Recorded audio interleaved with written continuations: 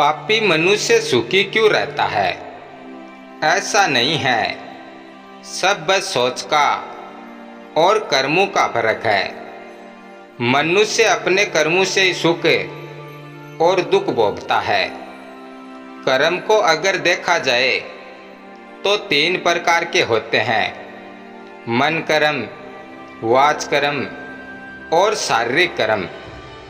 मन कर्म यानी कि जो भी हमारे द्वारा सोचा गया नेगेटिव और पॉजिटिव, इसलिए मनुष्य को हमेशा सकारात्मक सोच पर ध्यान देना चाहिए। दूसरा कर्म वाच कर्म, जो वाणी द्वारा किया गया, यानी कि जो भी आपने अच्छा बोला, बुरा बोला, आपने किसी को अपनी वाणी द्वारा दुखी किया, जो भी नकारात्मक सकारात्मक बोला आपने, वो वाणी कर्म बन जाता है।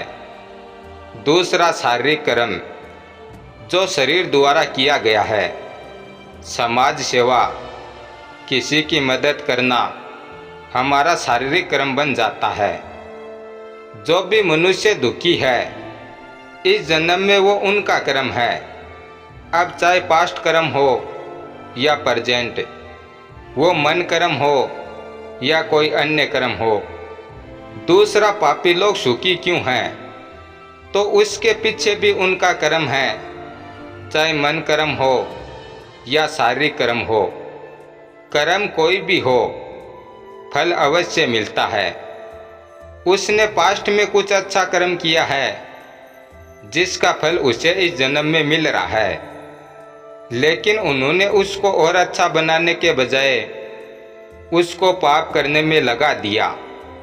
उसका फल उन्हें अगले जन्म में मिलेगा और इस जन्म में भी मिलेगा। वो कहावत आपने सुनी होगी, भगवान के घर देर है अंधेर नहीं। तो यह कहना उचित नहीं कि हमेशा पापी लोग सुखी रहते हैं। सब हमारी सोच का फर्क है। अगर हम ये सोचते हैं कि हम हमेशा अच्छा कर्म करते हैं, फिर भी भगवान हमें दुख देते हैं, तो ऐसा नहीं है। आपने यहाँ भी कर्म किया और मन कर्म किया, सब हमारे कर्मों का ही फल होता है। चाहे पास्ट कर्म हो या प्रेजेंट कर्म हो, फल अवश्य मिलेगा। जो इंसान अब बुरा कर रहा है, उसे उसका फल आगे जरूर मिल जाएगा। धन्यवाद।